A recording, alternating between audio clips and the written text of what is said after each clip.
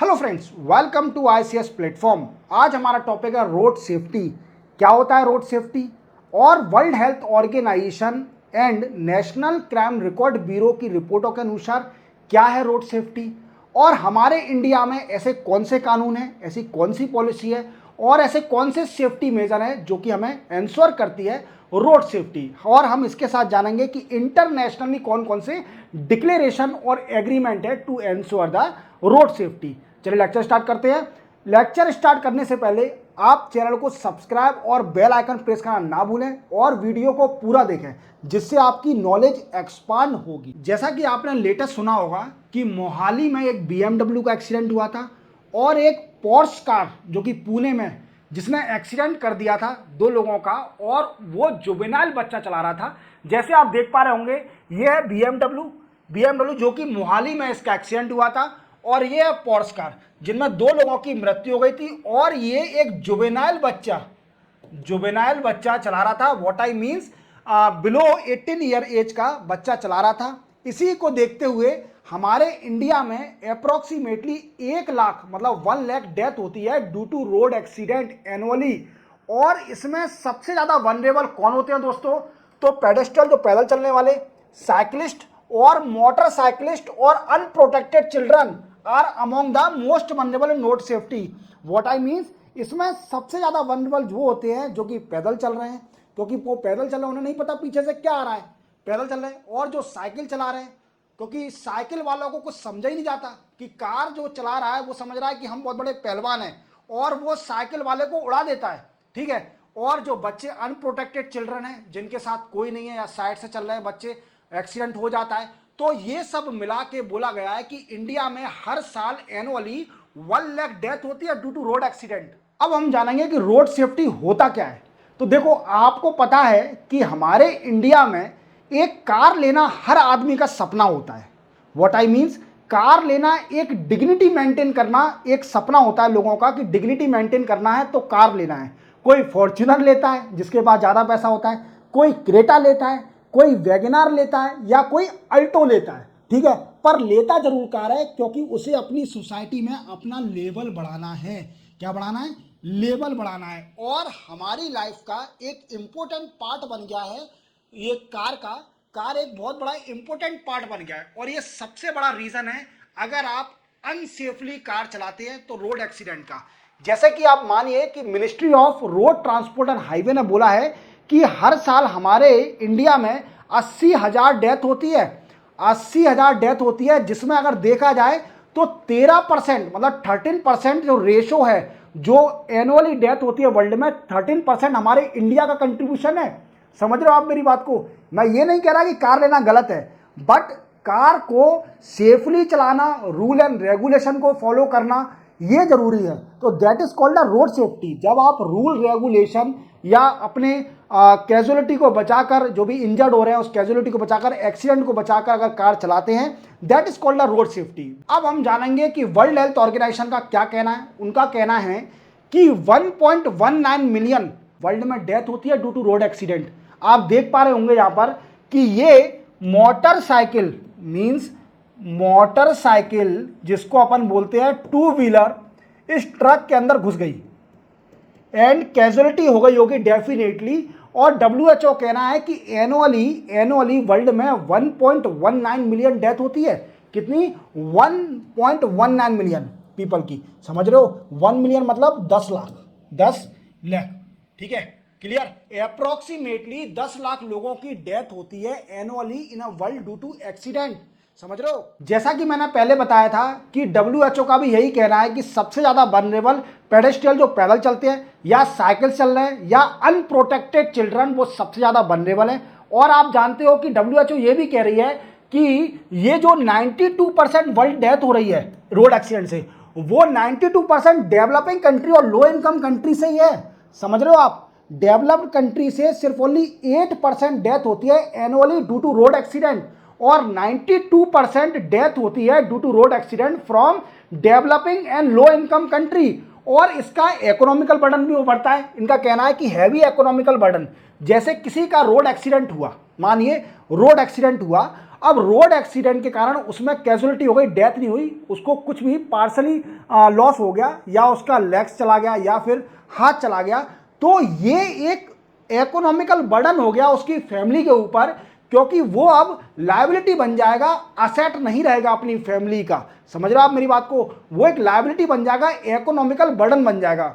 और डब्ल्यूएचओ ने ये कहा कि 3% of GDP loss due to road accident, मतलब जीडीपी 3%, मतलब 3% ऑफ जीडीपी वर्ल्ड की लॉस होती है ड्यू टू रोड एक्सीडेंट। तो रोड एक्सीडेंट पर ध्यान देना बहुत जरूरी है, ठीक है। डब्ल्यूएचओ ने अपनी रिपोर्ट में कई सारे पॉइंट रखे, जिसमें एक पॉइंट बोला कि 1.19 मिलियन डेथ होती है annually due to road accident. दूसरा बोला कि हैवी इकोनॉमिकल बर्डन बढ़ता है, और इससे सबसे ज्यादा वल्नरेबल कौन है? जो पैदल चल रहे हैं, साइकिल चल रहे हैं, या फिर अनप्रोटेक्टेड चिल्ड्रन। और 3% जीडीपी लॉस होती है ड्यू टू रोड एक्सीडेंट। समझ में आ रहा है दोस्तों? अगर देखे जाए कि नेशनल क्राइम रिकॉर्ड ब्यूरो की एक रिपोर्ट आई थी, जिसमें accidental death and suicide in India के नाम से एक रिपोर्ट आई थी, जिसमें कई सारे पॉइंट बोले गए थे इंडिया। इसमें सबसे मेन पॉइंट बोला गया था कि एनसीआरबी ने कि 2021 में अप्रोक्सीमेटली 1.15 लाख डेथ हुई है due to road accident. Road accident से 2021 में कितनी डेथ हुई है दोस्तों? 1.15 लाख डेथ हुई है ड्यू टू रोड एक्सीडेंट। दूसरा पॉइंट क्या बोला दोस्तों? कि जो ज्यादातर टू व्हीलरों की डेथ हुई है 44.5%, मतलब रेशो देखा जाए तो half of death of two wheeler की हाफ ऑफ डेथ हुई है 44.5%, और बस से हुई है 3%। देखो बस से कितना है? 3% डेथ हुई है। क्या बोला? 3% बस से डेथ हुई है। और दूसरा बोला गया कि आप ओवर स्पीडिंग, मतलब स्पीड में कार चलाने से अप्रोक्सीमेटली 87,000 डेथ हुई है। समझ रहे हो आप मेरी?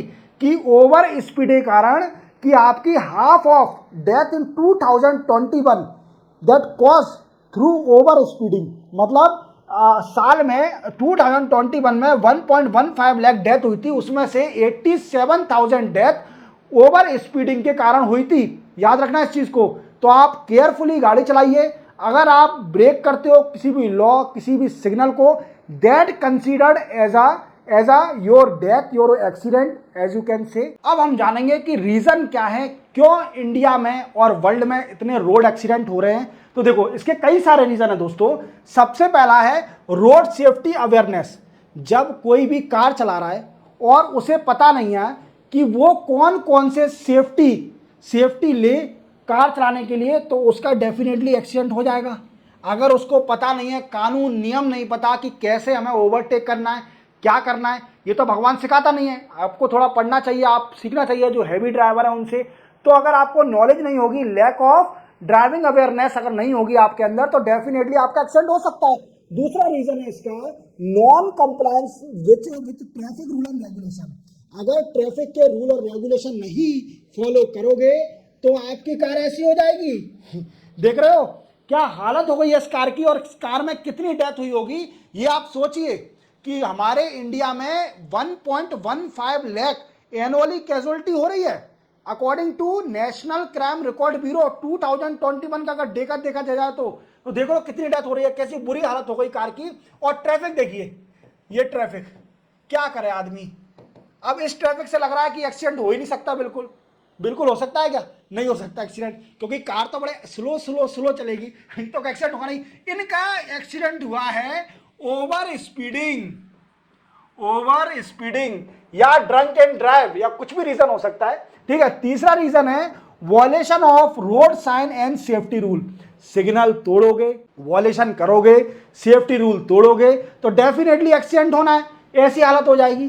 सर आप बार बार इसको ही क्यों दिखा रहे हो? सर डर लग रहा है इसको देखते हुए। डरो मत, नहीं होगा, ऐसा कुछ नहीं होगा। दर्द तो भी ध्यान रखना। एक तो ओवर स्पीडिंग अगेन, ठीक है। ओवर स्पीडिंग से आपकी ऐसा हो सकता है। लेन इन डिसिप्लिन, अगर आप रॉन्ग साइड में जाते हैं तो दैट लीड एक्सीडेंट। तो आप सीधी साइड से जाइए, बिल्कुल उन डिसिप्लिन को फॉलो करिए, राइट साइड फॉलो करिए, रॉन्ग साइड से कभी नहीं जाइए।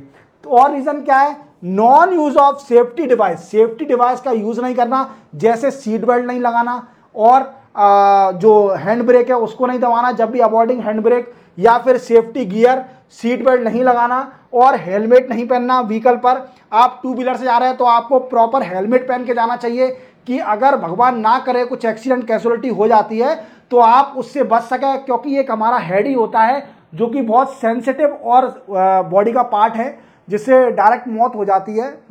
तो उसको हमको सेफ्टी बचाने के लिए हमें हेलमेट की ज़रूरत है, हेलमेट का यूज़ करें। क्लियर। नेक्स्ट टीजर है drunk and drive. Drunk and driving क्या होती है कि पी के सीधे चला रहे हैं, ड्रंक एंड ड्राइव।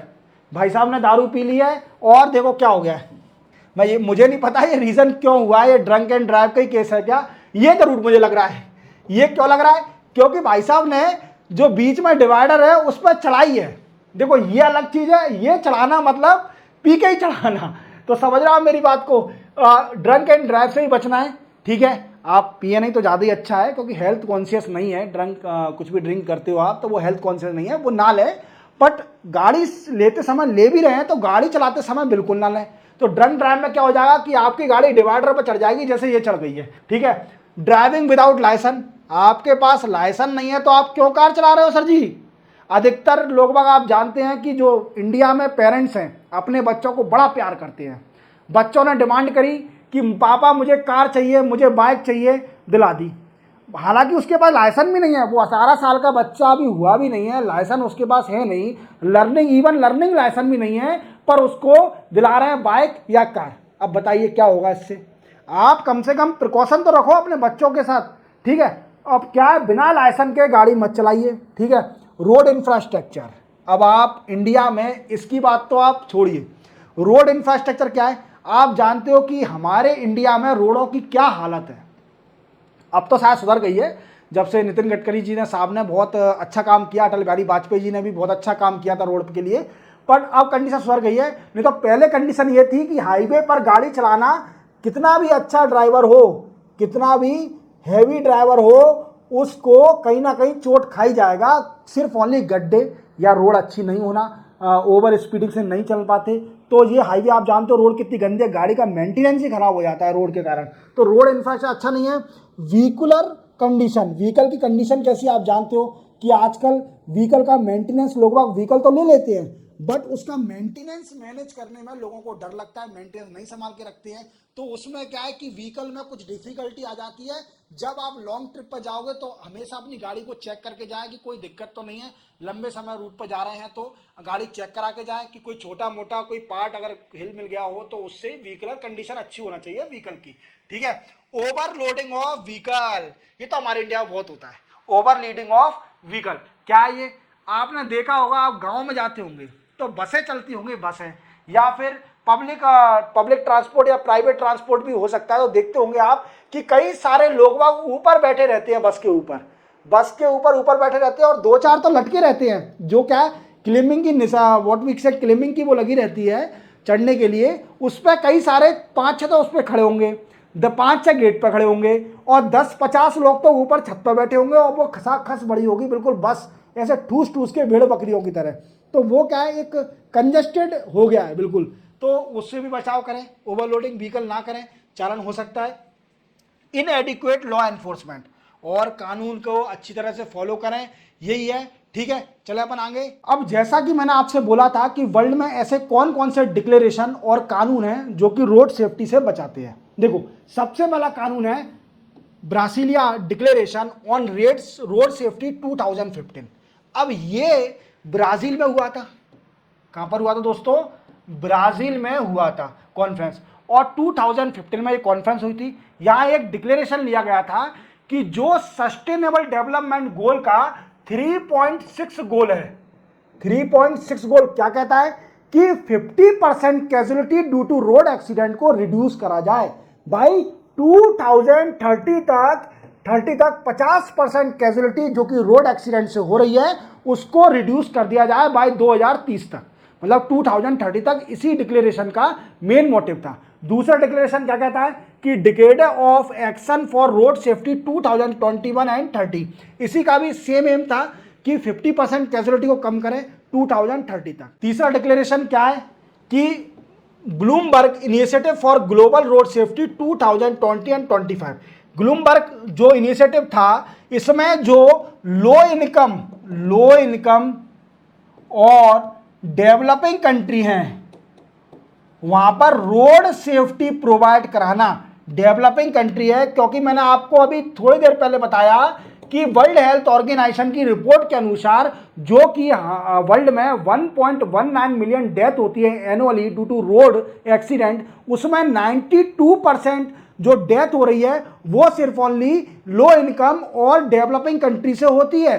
तो इसलिए इस डिक्लेरेशन का, इनिशिएटिव का मेन मोटिव है लो इनकम और डेवलपिंग कंट्री पर फोकस करना।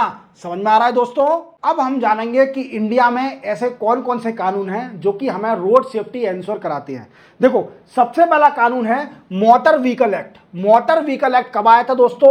1988 में मोटर व्हीकल एक्ट आया था, जिसका मेन मोटिव था एंश्योर रोड सेफ्टी प्रोवाइड कराना, और जो भी कानून रूल एंड रेगुलेशन को तोड़ते हैं रोड सेफ्टी, उनको सजा करना, उनको सजा देना और उनको पैरालाइज करना। तो क्या है दोस्तों कि 1988 में जो कानून आया था उसका अमेंडमेंट हुआ 2019 में। 2019 में उसका अमेंडमेंट कर दिया, उसमें कुछ चेंजेस ला दिए, क्योंकि 1988 का कानून पुराना कानून था। पुराने कानून के हिसाब से उसमें पेनल्टी बड़ी कम थी कि 51 रुपये पेनल्टी थी। तो वो क्या करते थे लोग बाग, कानून तोड़ के रोड सेफ्टी तोड़ के, रोड रूल एंड रेगुलेशन तोड़ के पुलिस वालों को पकड़ 50 रुपये, पकड़ 100 रुपये, पुलिस वालों को ऐसे देते थे पैसे, ठीक है चालान भी नहीं चाहिए मुझे, 50 रुपये लीजिए। जिससे कहोगे 50-100 रुपये का भी कोई वैल्यू नहीं है तो वो दे देते थे। या फिर पुलिस वाले भी बड़े खतरनाक है, पुलिस वाले बोलते थे ठीक है जाओ यार 50-100 रुपये चाय नाश्ते के लिए दे जाओ, दिन भर से खड़े हैं तो आप दे दो, तो 50-100 रुपये पुलिस वालों को दे दिए, खत्म खेल। तो ऐसे ही लोग बाग चले जाते थे छोड़ के, मतलब what I mean road safety rule तोड़ के, और फिर 50-100 रुपया खर्चा करके निकल जाते थे। पर 2019 में इस कानून का अमेंडमेंट कर दिया, जिसमें कई सारे चेंज करे गए। उसमें सबसे बड़ा चेंज करा गया, जो 50-100 रुपए देने का कारण हो जाता है उसको पेनल्टी को बढ़ा दिया। क्या कर दिया? हाई कर दिया पेनल्टी को for those who are violating rule and regulation. समझ आ रहा? दूसरा क्या करा? इलेक्ट्रॉनिक मॉनिटरिंग कर दी। मींस आप जानते हो कि अगर कोई ड्रंक एंड ड्राइव कर रहा है तो उसको मशीन से चेक कराया जाता है, उसके मुंह में मशीन रखी जाती है, उसके माउथ में, और चेक कराया जाता है कि ये ड्रिंक करा है कि नहीं करा। ठीक है, इलेक्ट्रॉनिक व्हीकल। या फिर आपको मैंने पिछले लेक्चर में बताया था कि आजकल एक मशीन आने लगी है जो स्पीड को वीकेंड से स्पीड बता देगी, किसी व्हीकल की स्पीड कितनी चल रही है। वो अगर आप उस पर मॉनिटरिंग करोगे तो वो इलेक्ट्रॉनिक जितने भी इंस्ट्रूमेंट है फॉर रोड सेफ्टी के लिए उनका यूज करना। दूसरा, ज्यादा पेनल्टी इंपोज करना on those people who are providing the vehicle to juvenile. मोटाई मीन्स बच्चों को गाड़ियां देना, बच्चों अगर गाड़ी चला रहे हैं विदाउट लाइसेंस तो उन पर ज्यादा पेनलाइज करना। समझ में आ गया? मोटर व्हीकल एक्ट पूरी तरह अच्छी तरह समझ में आ गया।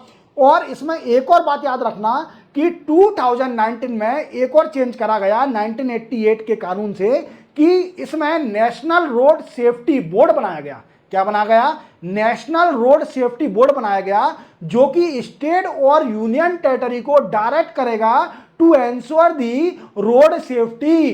रोड सेफ्टी को एंश्योर करने के लिए स्टेट और यूनियन टेरिटरी को डायरेक्शन देगा। कौन? National road safety board, that was set up by 2019 amendment in motor vehicle act 1988।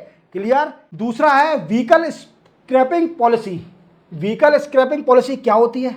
देखो आप देख रहे हो क्या किया जी, कितनी सारी व्हीकल है, कितनी सारी कारें का ढेर बना हुआ है, इसको स्क्रैप कर दिया। क्या कर दिया? स्क्रैप कर दिया। अब इसकी पॉलिसी भी निकाली है सरकार ने। क्या है कि सरकार क्या कर रही है कि कुछ लोगों को या कुछ व्हीकल जिनकी पुरानी व्हीकल हो जाती है उनको इंसेंटिव मिलता है। जैसे मान लीजिए आपके पास कभी फोन आया होगा, जैसे आपके पास कोई पुरानी कार है या पुरानी व्हीकल है, टू व्हीलर है, आप पे फोन आया होगा कि सर आप एक नई व्हीकल ले लीजिए, इसको एक्सचेंज करके और इसका पैसा आपको दे दिया जाएगा। जो भी आप बिकेगा 5,000 10,000 रुपये जो भी आपको होगा, आपकी कॉस्ट निकलेगी आपकी पुरानी व्हीकल की, तो उसका पैसा आपको या रिड्यूस कर दिया जाएगा नई व्हीकल में। तो वो स्क्रैपिंग पॉलिसी है। तो सरकार कुछ लोगों को इंसेंटिव दे रही है कि वो अपनी पुरानी व्हीकल को स्क्रैप कर लें, जिससे क्या होता है पुरानी व्हीकल ज़्यादा पॉल्यूटेड होती है, ज़्यादा पॉल्यूशन एनवायरनमेंट में व्हीकल से छोड़ती हैं। ठीक है, तो क्या है कि आपको पता है दिल्ली में 10 साल पुरानी अगर कोई भी डीजल कार है तो वो अलाउ नहीं है दिल्ली के अंदर। ये पता हो, शायद आपको ना पता हो, कि अगर आपकी कोई की भी व्हीकल या कार 10 साल पुरानी है और वो डीजल से चल रही है तो वो दिल्ली के अंदर अलाउ नहीं है, आपको चालान लग जाएगा अगर आप दिल्ली में उस कार को ले जाते हो तो। समझ में आ रहा है? नेक्स्ट कौन सा कानून है कि नेशनल रोड सेफ्टी पॉलिसी। देखो, आपको बताना चाहूंगा कि सरकार ने एक कमेटी बनाई थी जिसका नाम था एस सुंदर कमेटी। अब ये क्या के लिए बनाई थी? ये कमेटी इसलिए बनाई थी कि ये एक नेशनल रोड सेफ्टी पॉलिसी बनाए। क्या बनाए? नेशनल रोड सेफ्टी पॉलिसी बनाए। इस पॉलिसी में क्या होगा? इस पॉलिसी के अंदर यही होगा कि एंश्योर रोड सेफ्टी एंश्योर करना। समझ में आ गया मेरे दोस्तों? ऐसी पॉलिसी बनाने के लिए एस सुंदर कमेटी सरकार ने बनाई थी और पॉलिसी बनेगी national road safety policy. Clear? Fourth है हमारा पब्लिक अवेयरनेस प्रोग्राम। देखो, ये क्या कर रहे हैं? लग रहा है आपको अवेयर कर रहे हैं। ये भाई साहब गाड़ी चला रहा है कौन से जमाने की? बाबा आजम जमाने की गाड़ी चला रहा है। अब भाई साहब इसको समझा रहे हैं ये कि भाई हेलमेट लगा ले। अब तेरे पे क्या चैलेंज करें कि गाड़ी बाबा आजम की चला रहा है? अगर तेरे पे चैलेंज करेंगे, पेनलाइज करेंगे, तेरे को पेनल्टी लगाएंगे तो तेरी गाड़ी बच जाएगी। ठीक है, तो क्या है कि इसको समझाया, अवेयर करना। पुलिस वाले अवेयर कर रहे हैं कि साहब हेलमेट लगा लीजिए, आपकी सेफ्टी के लिए बोल रहे हैं। तो अवेयरनेस बढ़ाना through electronic media, through newspaper, through different sources क्या? पुलिस वाले। अब अगर ये मानता नहीं है, अगली बार इनको फिर से मिलता है कि बिना हेलमेट के, तो आप जानते हो क्या करेंगे जी? इसको कोपचे में लिया जाएगा, मींस अलग साइड से लिया जाएगा और अच्छे से समझाया जाएगा 3rd डिग्री के साथ। ठीक है, अब 5th क्या है? Road safety audit. देखो, अब रोड सेफ्टी ऑडिट क्या है? देखो, ये भाई साहब क्या कर रहे हैं?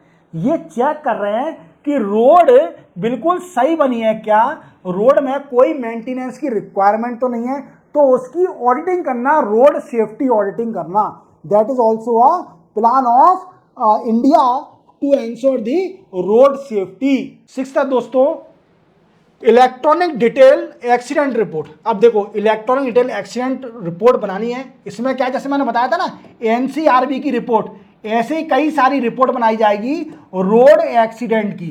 रोड एक्सीडेंट कितने हो रहे हैं और इसको एनालिसिस किया जाएगा। क्या किया जाएगा? एनालिसिस किया जाएगा। इसको देखा जाएगा कि कहाँ गड़बड़ी हो रही है और रोड सेफ्टी को कैसे बनाया जाएगा। ठीक है, कैसे कंट्रोल किया जाएगा रोड सेफ्टी, रोड एक्सीडेंट को कैसे कंट्रोल किया जाएगा। तो ई डर पोर्टल भी है, यहाँ पर आप अपनी रिपोर्ट या आप कुछ भी सजेशन आप दे सकते हैं। ठीक है, नेक्स्ट है 7th, mandatory fitment of safety technology in vehicle. देखो, आप जानते हो कि आप जब व्हीकल चलाते हो, आप नई वाली व्हीकल लेके आए तो आपने कई सारी टेक्नोलॉजी देखी होगी। उसके अंदर सबसे पहली टेक्नोलॉजी देखी होगी, अगर आप सीट बेल्ट नहीं लगाते हो तो वो चिल्लाती रहती है। कौन चिल्लाती रहती है? एक रोबोट होता है उसके अंदर, व्हीकल के अंदर, वो हमेशा कहती रहती है कि सीट बेल्ट लगाओ, सीट बेल्ट लगाओ, सीट बेल्ट लगाओ। और आप टॉर्चर होके लगा ही लेते होंगे, वो जब तक चुप नहीं होती होगी। समझ रहे हो आप मेरी बात को? दूसरा फीचर आने लगा है, जैसे आपने गाड़ी चलाई तो ऑटोमेटिकली वो उसके गेट लॉक हो जाते होंगे, ऑटोमेटिकली मैनुअली उसके लॉक हो जाते हैं। समझ रहे हो आप मेरी बात को? और ओवर स्पीडिंग, अगर ज़्यादा स्पीड में कार चला रहे हैं तो आपको वार्निंग दे दी जाएगी ऑटोमेटिकली कि नहीं यार इतनी तेज मत चला भाई, कंट्रोल नहीं होगी फिर तेरे से, तो भाई तू धीमी कर ले इसको। या तो मैंने 3 मैंडेटरी फिटमेंट बताए, और भी कई सारे हैं तो वो समझ लेना, पर मैं 3 बता रहा हूं आपको। क्लियर? 8th है गुड सैमरिटन लॉ। अब ये कौन होते हैं? देखो, ये भाई साहब क्या कर रहे हैं? ये भाई साहब इस बच्ची को बचा रहे हैं। ये गिर गई है, ये इसकी कार गिर गई है, इसकी कार क्या मतलब बाइक गिर गई है, तो पापा की परी की गाड़ी गिर गई और ये भाई साहब मदद कर रहे हैं इनकी, ये गाड़ी उठा रहे हैं। ये मदद इसलिए कर रहे हैं, किसी अगर लड़का होता कोई और ये सच में कार नहीं उठाते, उसको खुद उठना पड़ता। और इसी के साथ ये मैडम गिर गई, इनकी मदद तो करना चाहिए, तो इनको बोला जाता है सैमरटन लॉ। क्या है? सैमरटन वो होते हैं जो कि रोड एक्सीडेंट में लोगों की मदद करते हैं। जैसे आपने देखा होगा ऋषभ पंत का एक्सीडेंट हुआ था, वो शायद झपकी उपकी लग गई थी, उसको नींद लग गई थी, तो उसका एक्सीडेंट हुआ तो एक बस वाले ने उसकी मदद करी थी, तो वो भी एक सैमरटन है, उसने बेचारे ने उसकी मदद करी। हालांकि उसने पूछा कौन है भाई साहब, तो उसने बोला कि मैं इंडियन क्रिकेट टीम में खेलता हूं। तो उन्होंने बोला कि क्या होता है, तो हालांकि उसको नहीं पता था, पर तो भी उसने मदद करी। आज उनकी चक्कर में हमारे इंडिया में इतना अच्छा प्लेयर अगेन आ गया इंडिया के अंदर, जो कि ऋषभ पंत अच्छा परफॉर्म कर रहे हैं T20 वर्ल्ड कप में। क्लियर समझ में आ रहा है? तो उन्हीं के कारण वो सैमरटन थे, जिनके कारण हमारे ऋषभ पंत जो कि देश के आइकन हैं, अच्छा खेल रहे हैं T20 वर्ल्ड कप में, जब से आया IPL में भी अच्छा खेले, तो उन्होंने देश का रोशन नाम करा। तो सैमरटन वो लोग होते हैं जो कि बचाते हैं लोगों को। ठीक है, दूसरा 9th है last, India state support programme for road safety by World Bank. देखो वर्ल्ड बैंक क्या कर रही है, वर्ल्ड बैंक भी इंडिया के रोड सेफ्टी प्रोग्राम को मदद करती है। What I means, World Bank ने $250 मिलियन दिया है 7 स्टेट को for ensuring the road safety. क्या? रोड सेफ्टी को एंश्योर करने के लिए वर्ल्ड बैंक ने $250 मिलियन 7 स्टेट को प्रोवाइड करा गया है। इसी के साथ आप पूरा समझ गए होंगे कि रोड सेफ्टी क्या होता है, और ऐसे कौन कौन से कानून है हमारे इंडिया में, और वर्ल्ड की कौन कौन सी गाइडलाइन है। रिपोर्ट जो वर्ल्ड हेल्थ ऑर्गेनाइजेशन क्या कह रही है रिपोर्ट, या फिर नेशनल क्राइम रिकॉर्ड ब्यूरो की रिपोर्ट क्या कह रही है। इसी के साथ बताना चाहूंगा कि रोड सेफ्टी आपको अच्छी तरह समझ में आ गया होगा, तो आप चैनल को सब्सक्राइब और बेल आइकन प्रेस करना ना भूलें। तब तक के लिए जय हिंद।